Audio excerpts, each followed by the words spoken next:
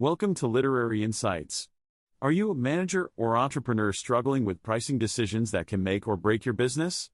Imagine having a structured, versatile, and comprehensive method to make effective pricing decisions and execute them flawlessly. In today's episode, we explore Utpal Dholakia's insightful book, How to Price Effectively, a guide for managers and entrepreneurs. Discover the value pricing framework, a blend of the latest academic research, best practices, and insights from fields like consumer behavior and organizational psychology.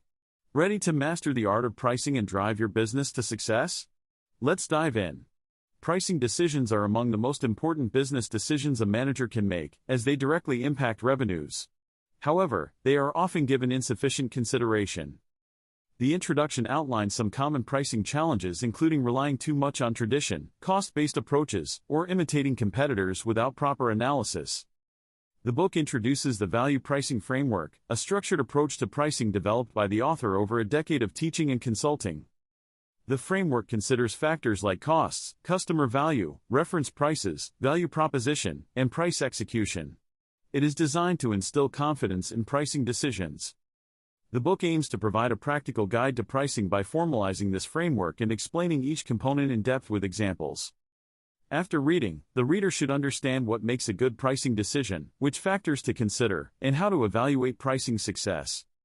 The value pricing framework integrates academic research, industry best practices, and draws from other fields to provide a comprehensive yet easy-to-apply approach to pricing challenges.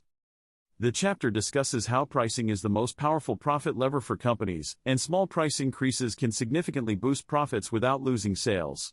However, many companies do not take pricing seriously or make pricing decisions thoughtfully. The author uses examples to show how even a 2% price increase can triple or double profits for some companies. Effective pricing is key to financial performance but is often overlooked. Companies struggle with pricing execution, frequently changing prices too often or giving too deep discounts. Simply raising prices is not enough without following through to get customers to pay the new price. If you like the book, you can purchase it using the links in the description below. By buying through these links, you contribute to the channel without paying any extra, as we receive a small commission. This helps us bring more quality content to you. Managers are often hesitant about higher prices due to fear of losing sales. But high prices can convey quality and prestige to strengthen the brand if the product quality warrants it.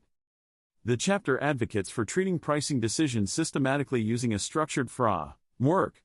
Companies should understand how prices affect their bottom line and not treat pricing as an afterthought. Strength and low prices are important factors to consider for marketing and increasing sales and profits. When making pricing decisions, managers should focus on following a thoughtful process rather than only outcomes like maximizing sales or profits. Pricing decisions are made at one point in time, but outcomes occur later and are influenced by unforeseen external factors beyond the manager's control. A good pricing decision is one made through a deliberate, systematic process that considers relevant factors like costs, customer value, competitors' prices, and the company's strategy/values. It is clearly communicated.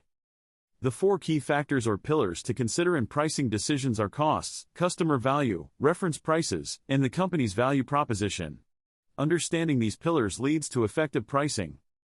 Customer value usually sets the ceiling or highest possible price that can be charged for a product. Customer value is determined by analyzing the functional and hedonic benefits a product provides and how much a customer is willing to pay for those benefits.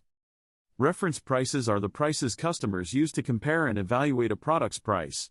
Common reference prices include competitors' prices, a company's own past prices, and other prices customers encounter. Reference prices provide a range of reasonable prices and influence how customers interpret prices. A company's value proposition formally expresses its marketing strategy and points of differentiation compared to competitors. The value proposition provides guidelines for pricing and determines how costs, customer value, and reference prices are weighed in pricing decisions. Costs set the floor or minimum limit on prices. Customer value sets the ceiling or upper bound on prices. Reference prices provide a range of reasonable prices. The value proposition determines the relative weights given to the factors in pricing decisions. In addition to the four pillars, pricing decisions should be harmonious with the company's values and business philosophy. Values guide strategic decisions like pricing. Examples of values that can influence pricing strategy are transparency, reliability, flexibility, fairness, value for money, and luxury.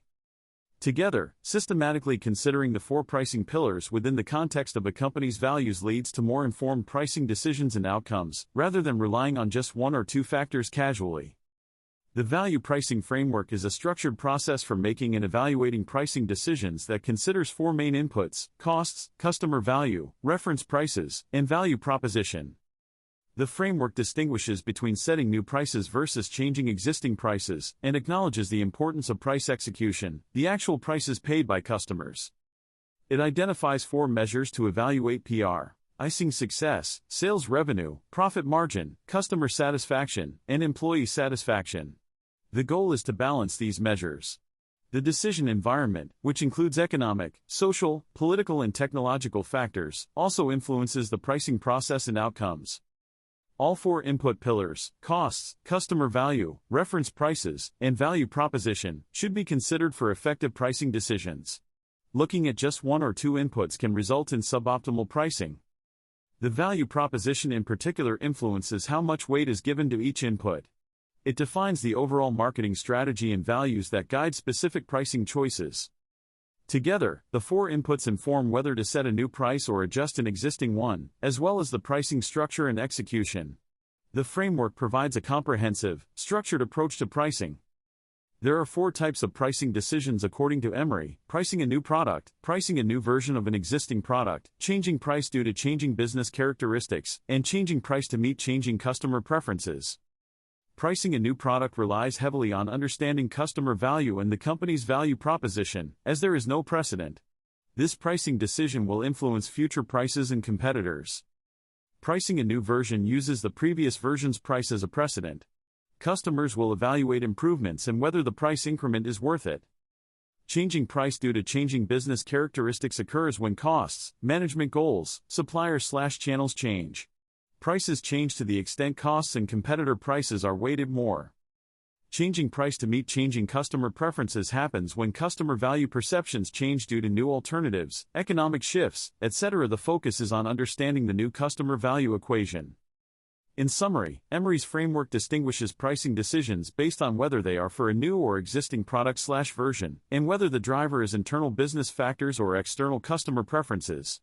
This helps managers appropriately weigh the decision inputs. Here is a summary of key points about how customer value has changed according to the passage.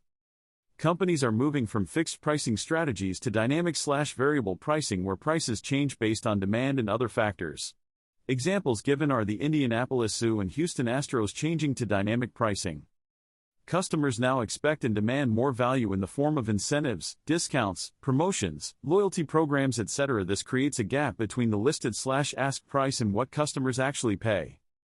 Factors like price execution and incentives given to customers significantly impact the price realization/what the company actually earns. Proper price execution is as important as setting the right price. Customers now value price transparency, fairness, stability, and alignment with product value more than just out prices. Variable/unstable pricing can dissatisfy customers.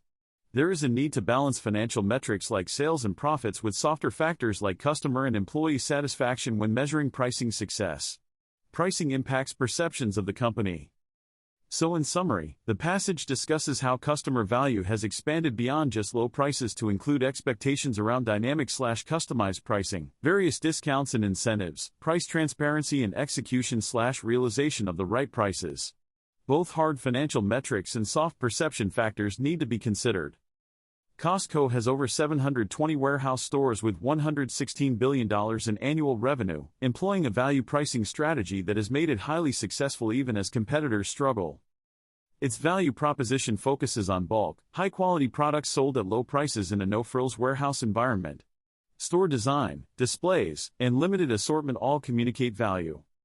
Products are marked up only 12% on average, far less than competitors, and markups are consistently applied. Price cuts are passed on to customers whenever costs decrease.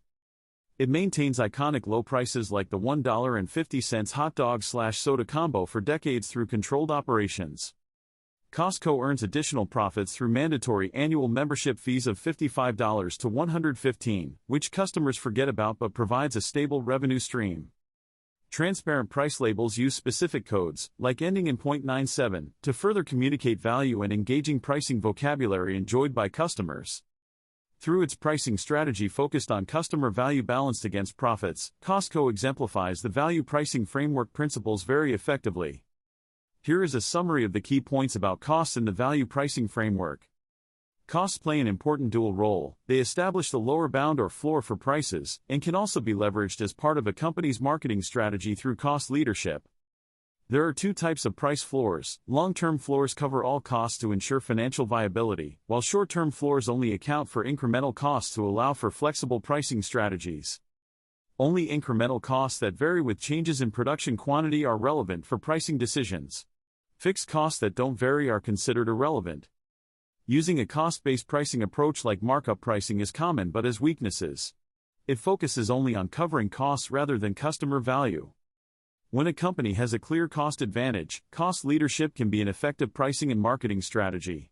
Companies like Costco, Aldi, and Walmart have built strong brands centered around low prices enabled by efficient cost structures. Understanding incremental versus irrelevant costs, and using both long and short-term price floors strategically allows companies to set prices that are profitable while also competitive and responsive to the market. A startup was considering developing a GPS tracking product that would allow fleet vehicles like ambulances, tow trucks, taxis, and trucks to be monitored in real time from a central location. This had potential customers at the time.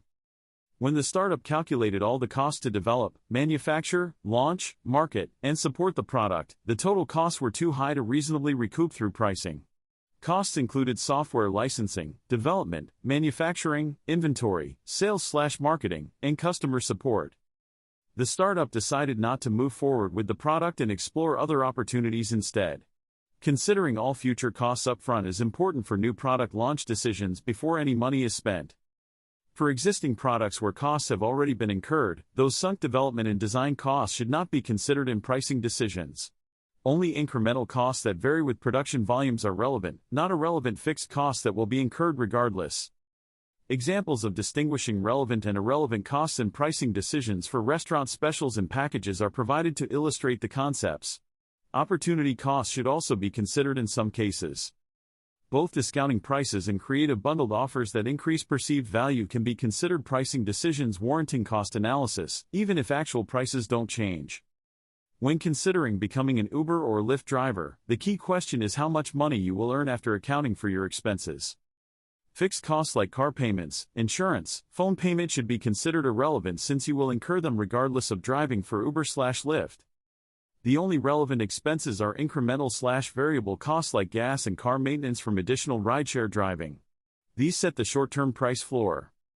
In general, incremental/variable costs establish the short-term price floor for pricing decisions, while total costs, fixed plus variable, set the long-term price floor needed for business sustainability. Short-term price floors provide flexibility to creatively fill spare capacity through discounted offers while still covering variable costs. This can attract new customers and revenue. Examples given include hotels, Broadway shows, restaurants offering discounts during slow periods through sites like Priceline to draw in new customer segments. Using short-term price floors strategically allows generating additional revenue while testing new ideas, as long as it doesn't replace core full-price marketing to regular customers. Here is a summary of cost-based pricing methods. Cost-based pricing calculates prices by adding a markup percentage to product costs. It is one of the most widely used pricing approaches. There are two main variations, markup pricing and cost-plus pricing. Markup pricing only applies the markup to variable costs, while cost-plus pricing applies it to both variable and fixed costs. Cost-based pricing is simple to calculate and explain. It also encourages stable market prices when competitors use similar cost structures. Customers expect prices to reflect quality differences. However, it also has significant disadvantages. It encourages inefficiency since lowering costs means lowering prices and profits. Prices are divorced from customer value and reference prices in the market. Relying solely on cost-based pricing can create a false sense of security that prices will always cover costs. But if sales are lower than expected, the company may still lose money even with prices above costs. In summary, while easy to implement, cost-based pricing has limitations and should not be the only factor considered in pricing decisions due to risks around inefficiency, disconnect from customer value, and potential losses even when prices are above costs. Customer value refers to the benefits customers perceive they will receive from purchasing and using a product or service. It considers value from the customer's perspective, not just what the product or service is comprised of. Early cruise ship cabins with balconies were initially priced lower based on a square footage logic that ignored customer value preferences. Customers were willing to pay more for the experience and openness of a balcony. It took the cruise industry several years to recognize this pricing flaw and shift to a framework that incorporated customer value into pricing decisions rather than just physical attributes like square footage. Customer value encompasses all the different ways a customer derives benefit from purchasing and using a product. It's about understanding how customers value features rather than just the features themselves. Measuring customer value factors is important for translating it into effective pricing decisions. Pricing should reflect the value customers place on attributes rather than just the costs or attributes from the company's perspective. This example highlights the importance of the customer value input in the value pricing framework, as prices should be based on customer preferences and willingness to pay rather than just physical product attributes or costs alone. The chapter aims to define customer value and how to translate it into pricing. Understanding customer value is one of the hardest challenges in pricing. The author proposes defining the product as a bundle of features that provides functional and hedonic benefits to customers. Functional benefits relate to core purpose/performance, while hedonic benefits are indirect, intangible emotions. Customer value is defined as the sum of all functional and hedonic benefits derived from a product's features. However, this does not translate value into economic/monetary terms for the company. Various pricing experts define customer value differently, such as perceived benefits minus price, willingness to pay, trade-off between quality/sacrifice, differentiation value over alternatives, financial profits, or a combination of performance and emotions. Measuring customer value uniformly across all customers is challenging due to its unique and contextual nature for each customer. The chapter aims to provide a framework to understand and translate customer value into pricing. Customer value can be defined from either the customer's perspective or the company's perspective. From a customer's perspective, it is the sum of all functional and hedonic benefits derived from a product's features. From a company's perspective, customer value is defined more narrowly as the total amount of money a customer is willing to pay for the functional and hedonic benefits. This represents the economic or monetary value. For pricing decisions, customer value needs to be quantified and translated into economic terms that a company can use. Features only increase customer value if customers are willing to pay for the associated benefits. A customer value grid can be used to map customer benefits to economic value through a survey approach. It involves unbundling product features, understanding associated customer benefits, and quantifying how much customers are willing to pay for each benefit. Adding too many features without understanding customer willingness to pay can lead to feature shock where value is reduced rather than enhanced. Companies should strategically select features customers actively value and are willing to exchange money for. The pricing conflict between revenue/profit goals and perceived fairness can be addressed using survey-based methods to directly measure customer trade-offs between benefits and economic value. This provides a more objective view of what customers view as a fair price. Value grid surveys obtain responses from a cross-section of customers on the perceived benefits and value of different product features. These responses are averaged to understand feature value and calculate an average fair price for a customer segment. The price derived from the value grid exercise is one input for pricing decisions, but is not necessarily the optimal price when other factors are considered. Customers judge value by subjectively assessing trade-offs between perceived price and quality, not objective price and quality.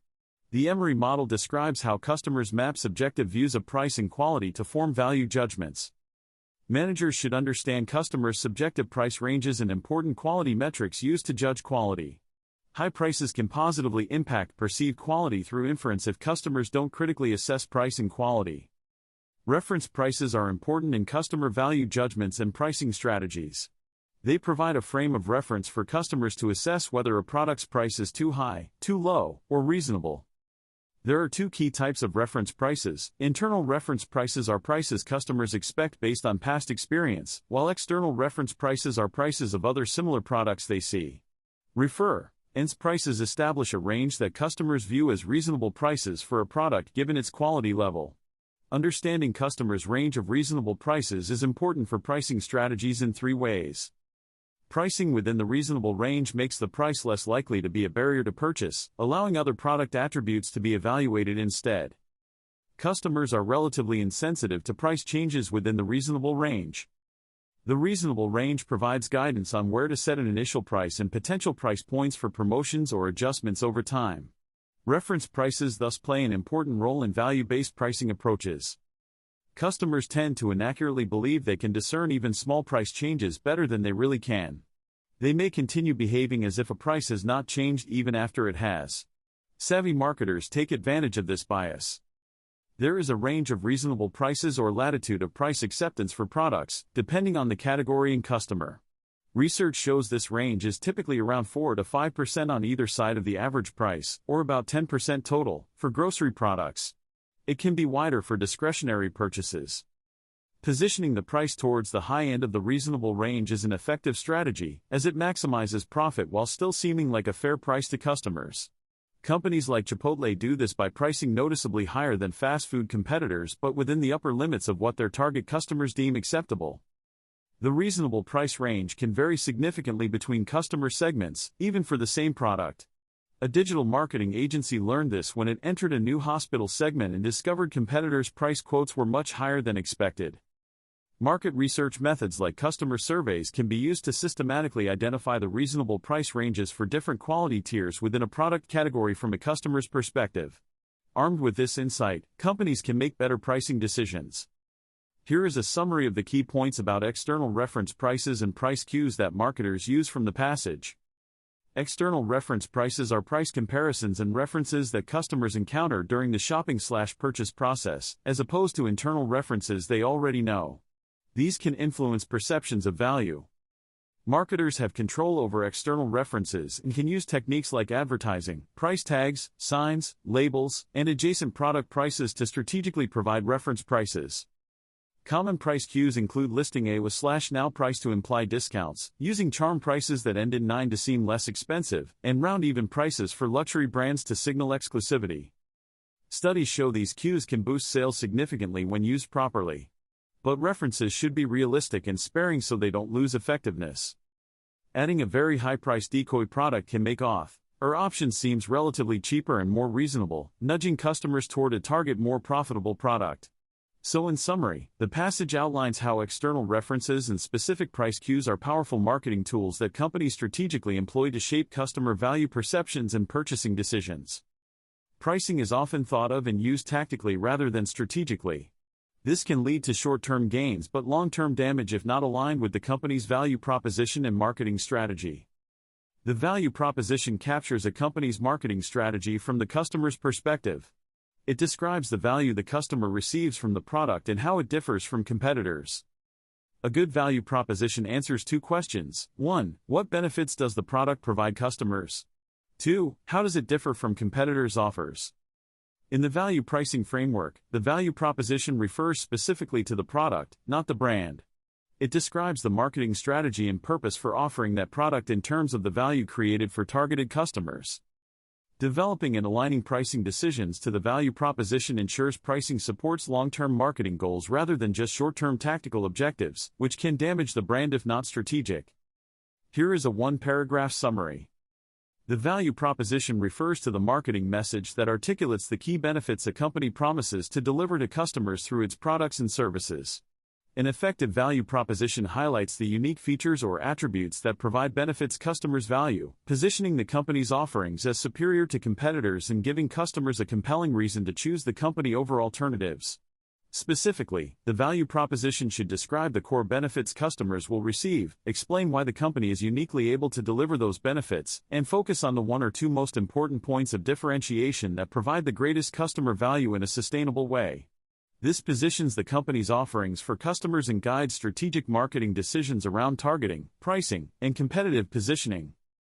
Electric bicycles offer a superior way of commuting in congested cities like Houston by avoiding traffic and finding parking, but they have not been successful there due to an automobile-centric lifestyle.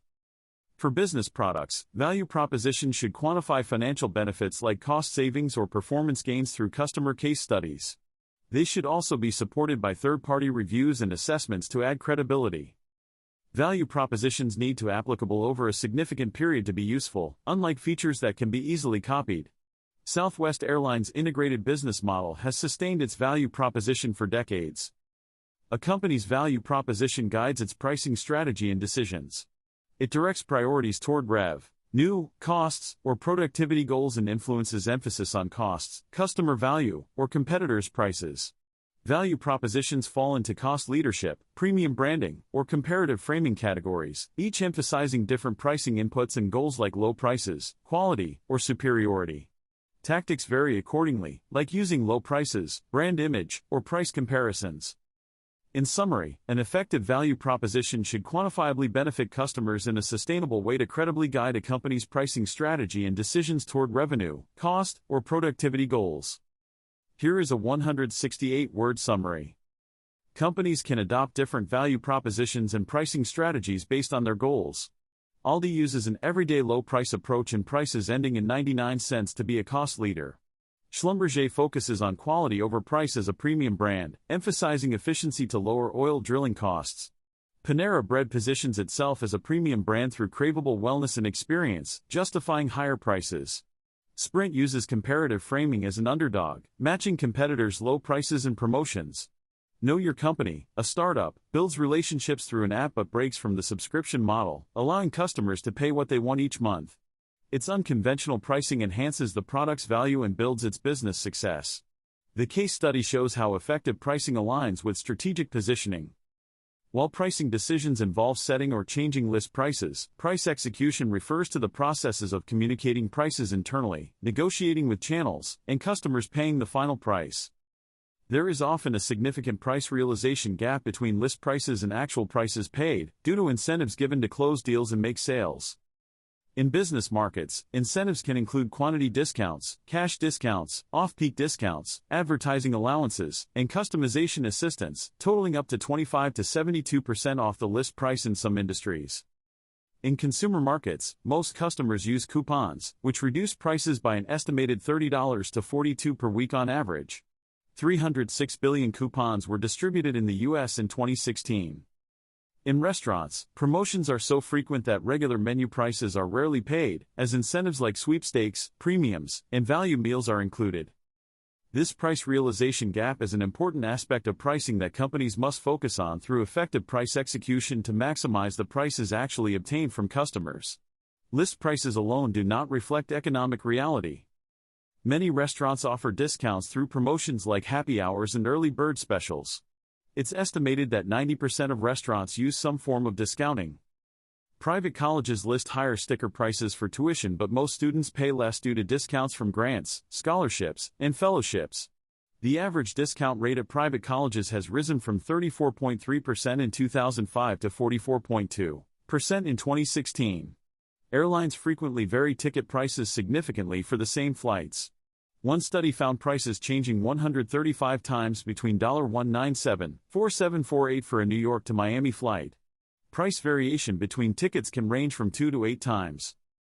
Understanding the price realization gap, the difference between list prices and actual prices paid, is important for companies to manage pricing strategies effectively. Gaps can occur for reasons like lack of internal communication, not tracking discounts at the customer level, and customers expecting discounts as entitlements over time.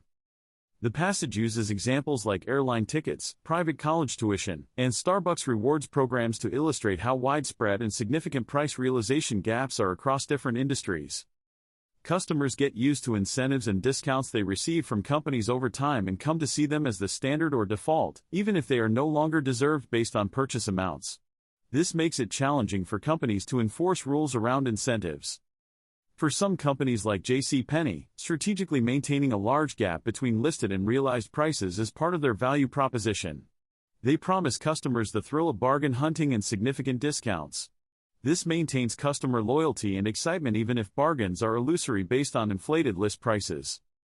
Trying to reduce this price realization gap dramatically, as JCPenney did in 2012 by introducing fixed prices and fewer promotions, can be disastrous as customers abandon the store for failing to deliver expected bargains. Understanding variations in the price realization gap across markets, customer segments, salespeople, etc. provides useful insights into where a company's products are less valuable. Closing the price realization gap involves improving communications about prices internally, systematically measuring and monitoring incentives given to each customer, and enforcing agreements so incentives are only given when deserved. A 6-step process from manufacturing quality management: identify defect, understand root causes, analyze data, plan process improvements, can be applied to close pricing realization gaps by fixing inadequate pricing processes, communication and control. Poor price execution can lead to a significant gap between the prices a company sets and the prices ultimately realized from customers. This price realization gap is often due to excessive discounts and incentives given during sales negotiations. Reasons for a price realization gap include lack of communication within the company about pricing strategies and guidelines, difficulties tracking incentives given to customers, and issues with enforcement of pricing policies. A Six Sigma-based approach provides a structured 5-step method for improving price execution: identify the problem, analyze the root causes, improve the process, track and monitor improvements, and establish ongoing G-checks. Companies must decide whether to take a centralized or discretionary approach to pricing. Centralized control allows more sophisticated analysis, but salespeople have better customer knowledge. Research shows moderate discretion for salespeople is most effective. Giving sales incentives based only on revenue can conflict with profit goals. Companies can reduce discounts by incentivizing salespeople based partly on achieved profit rather than just sales numbers. Autonomy plus the right incentives can improve price realization.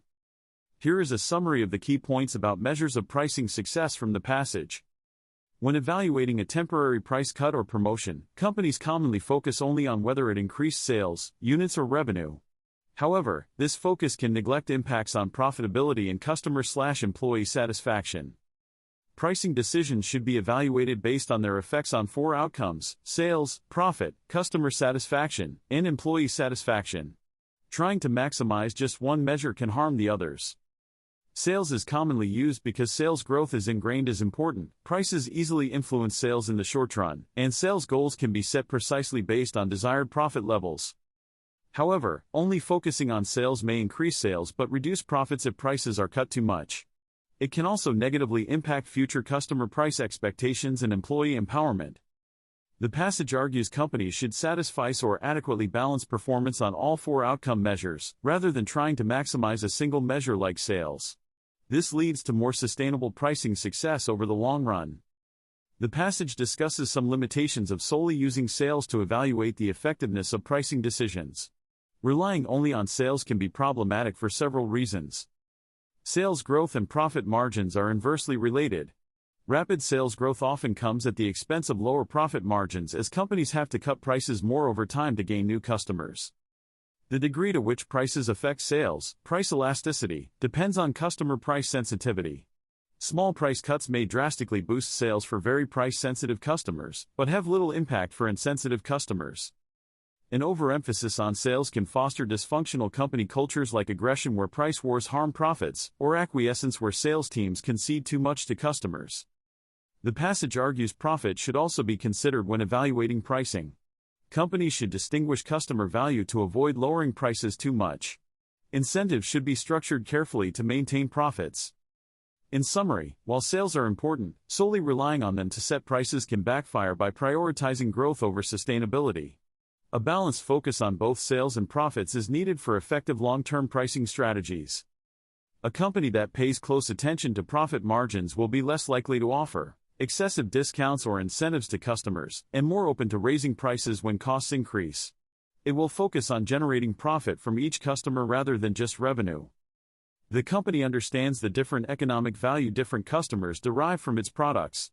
It aims to identify high-value customers and customize offers to them, rather than treating all customers the same. The company uses effective pricing tactics like bundling and price cues to increase profit margins from targeted customers. It carefully prices different product tiers and offers to match customer valuation. Customers want companies' pricing decisions to be fair, transparent, and stable. Price increases are accepted when the rationale is clearly explained and impacts are minimized. Lack of transparency or unstable prices can lead to customer backlash. So in summary, focusing on profit margins leads a company to make more reasoned pricing decisions aimed at balancing revenue and profit, including customizing offers to high-value customers and using pricing strategies to maximize margins from the right customers. Clear communication of pricing logic helps customers accept these decisions. Pricing decisions can significantly impact both customers and employees. Companies often don't consider how pricing changes will affect these key stakeholders. Constantly fluctuating prices can confuse customers and cause them to delay or avoid purchases. It also shifts their focus from the product's features to its price. Employees, like salespeople, have to deal with implementing price changes and handling customer reactions. They need to be consulted and on board with pricing strategies to successfully execute them. A ceramics company saw sales drop when a new CEO shifted from steady prices to aggressive discounting without explaining the change to employees. They lost confidence selling the products. Many Groupon promotions failed because employees were unprepared for the influx of bargain-hunting customers and the impact on their compensation from lower tips. Involving employees is key to price promotion success. In summary, for pricing decisions to work, companies need to consider customer and employee satisfaction with the changes. Involving both groups in pricing can improve strategy development and successful implementation. The Indianapolis Zoo introduced variable, demand-based pricing in 2014 instead of a fixed pricing model. Ticket prices fluctuate daily based on factors like projected attendance, weather, holidays, and weekends versus weekdays. Prices generally increase as tickets are purchased closer to the visit date, similar to airline tickets. Prices never decrease to avoid penalizing advance purchases. The goal was to manage attendance levels and spread visitors more evenly through the week to maintain quality of experience. Prices are higher on peak weekend days to discourage those visits. Online ticket prices are cheaper than at the gate to incur a GE advance purchase. A color-coded calendar displays projected attendance levels and corresponding ticket prices. The zoo evaluates the success of variable pricing by monitoring changes in attendance patterns, overall revenues, visitor satisfaction scores, and operational costs compared to the previous fixed pricing model. This innovative approach made the Indianapolis Zoo the first and still only zoo in the U.S. using variable demand-based ticket pricing. Other zoos are exploring adopting a similar system. Here are the key points about value-based pricing for business products.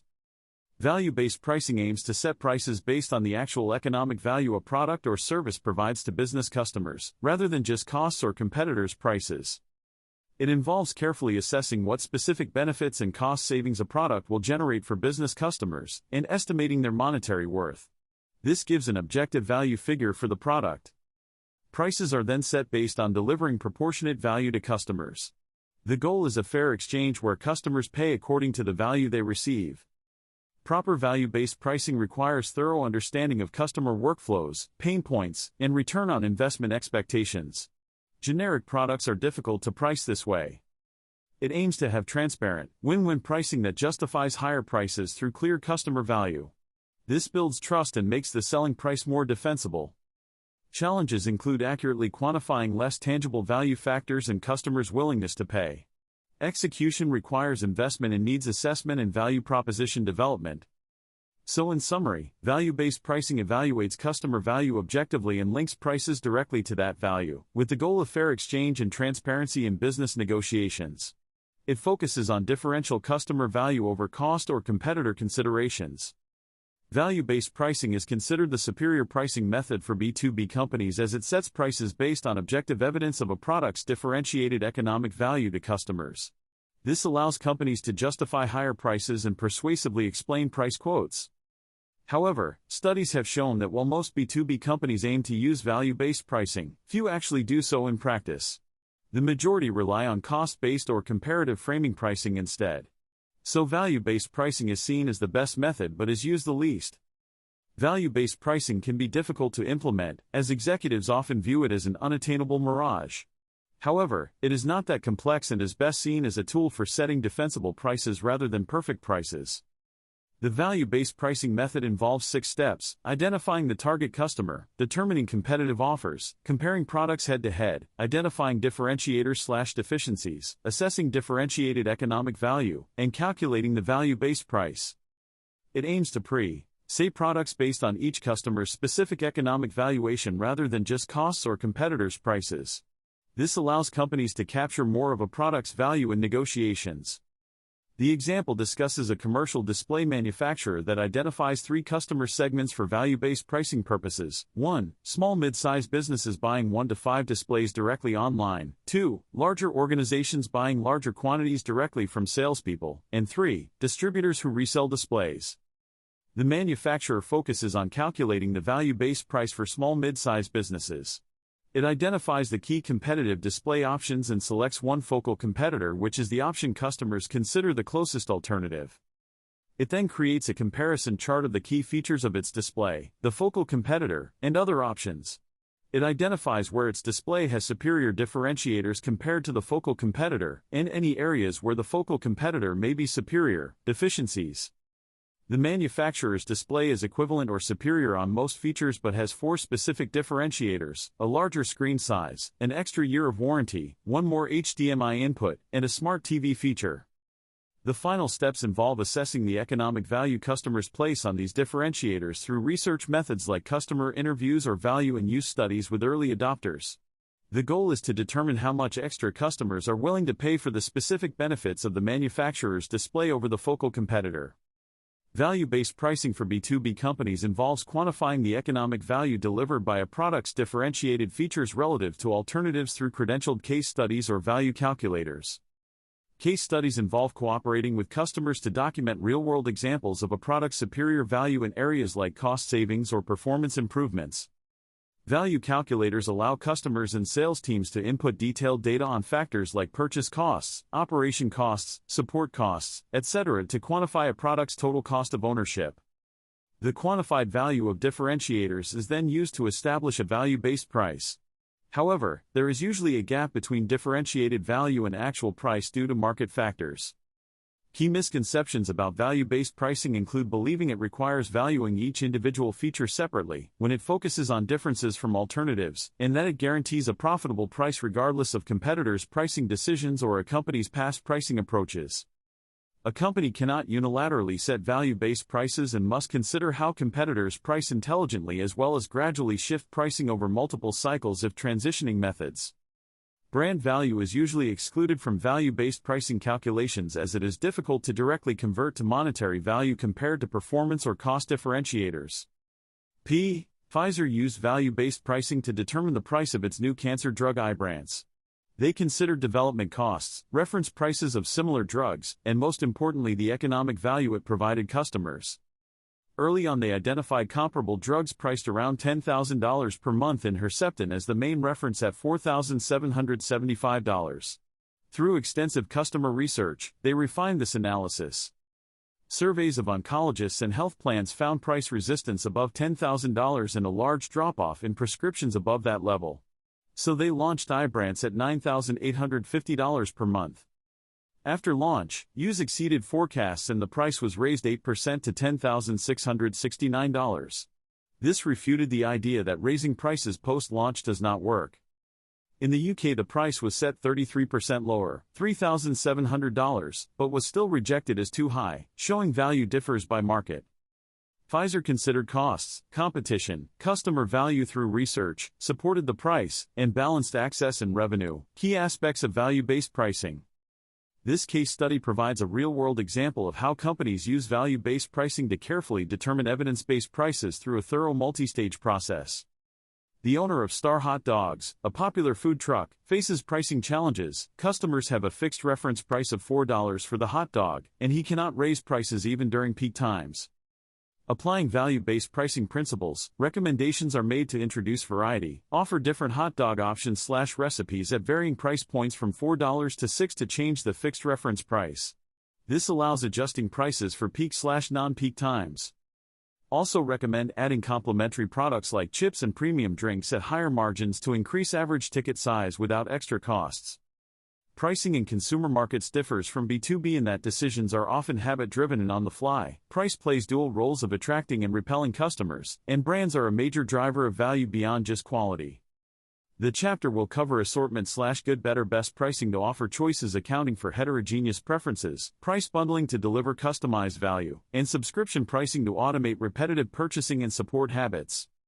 Good better best pricing involves offering a line of products that vary in price and quality, letting customers self-select rather than targeting segments. This addresses differences in tastes and preferences across occasions for the same customer. Here is a summary of the key points about odd better best pricing and price bundling. With good better best pricing, a company offers different versions or quality levels of a product at different price points: a basic good option, a mid-range better option, and a premium best option. This allows customers to self-select the option that matches how much they value the product on a given purchase occasion. The goal is to motivate customers to trade up to the higher quality, higher priced options where the company earns higher margins. Companies use product displays and promotions to subtly steer customers toward the better and best options at the point of purchase. Price bundling involves selling multiple separate products or services together in a single package at a discounted price compared to the individual items. It provides value to customers through the savings from the bundle discount. For the company, it can increase revenues and profits by shifting some customers to higher margin bundled options. Examples include internet/cable bundles, bank account packages, restaurant prefix menus during promotions, and travel packages bundling different components. Price bundling can reduce a company's costs in several ways. It reduces inventory costs by minimizing product variance. It lowers sorting and distribution costs by selling entire bundles rather than individual items. Bundling provides economies of scale by spreading fixed development costs over multiple products. It reduces marketing costs when customers must purchase the entire bundle. Bundling serves as a segmentation tool, allowing customers with different valuations to select bundles that match their preferences. It accounts for diminishing marginal valuations. There are 3 bundling strategies: unbundling, no bundles, pure bundling, only bundles offered, and mixed bundling, bundles and individual items available. Bundling works best when customer segments value product components differently, creating a crossover in willingness to pay. By offering bundles, a company can maximize total revenue by catering to different customer preferences. Examples include cable TV channels, software suites, and product bundles used as a competitive tool like Microsoft bundling Internet Explorer. In summary, price bundling can lower costs for companies in multiple ways while serving different customer segments through customized bundles that maximize overall sales revenue. For companies that sell a range of different products, price bundling allows them to sell multiple products together at a discounted bundle price. This can help increase sales by allowing customers to get better value from the bundle. Bundling is most effective when customer segments have different valuations for the individual products. If all segments value the products similarly, bundling may not help increase sales. Subscription pricing is another effective strategy where customers pay a periodic fee, for example monthly, for access to a service or to receive automatic deliveries of products. For customers, subscriptions provide convenience since they don't have to make repeated purchases. Customers also feel they are getting a good value from the bundled access or products. For companies, subscriptions create a predictable recurring revenue stream. They also tend to increase overall purchasing since customers often consume less than expected but pay the same subscription fee. This improves profits for the company. Both bundling and subscriptions aim to increase customer value and sales by giving customers attractive pricing options tailored to their needs. When implemented well, these strategies can boost company revenues and profits. Here is a summary of the key points from the pricing questions. Do we know our long-term price floor for pricing decisions? This refers to establishing a minimum acceptable price point. Do we know our short-term price floor and have we designed creative pricing tactics to take advantage of it? The short-term price floor is the minimum price that can be charged in the short run. Creative tactics around this should be considered. When making pricing decisions, do we consider customer value? This means understanding what product features and benefits customers value most in order to inform pricing. Do we consider customer reference prices? Reference prices are prices customers use as anchors or benchmarks when evaluating a product's price. Understanding these reference points is important. Do we have a clear product value proposition and does pricing support that proposition? The value proposition should be differentiated, superior, quantify benefits, and guide pricing strategy and decisions. Do we consider price execution, like incentives offered to customers? Factors like price realization gaps between list and transaction prices should be monitored and managed. When evaluating pricing success, do we consider multiple outcomes like sales, profits, customer satisfaction, and employee satisfaction? A balanced approach to measuring success is recommended.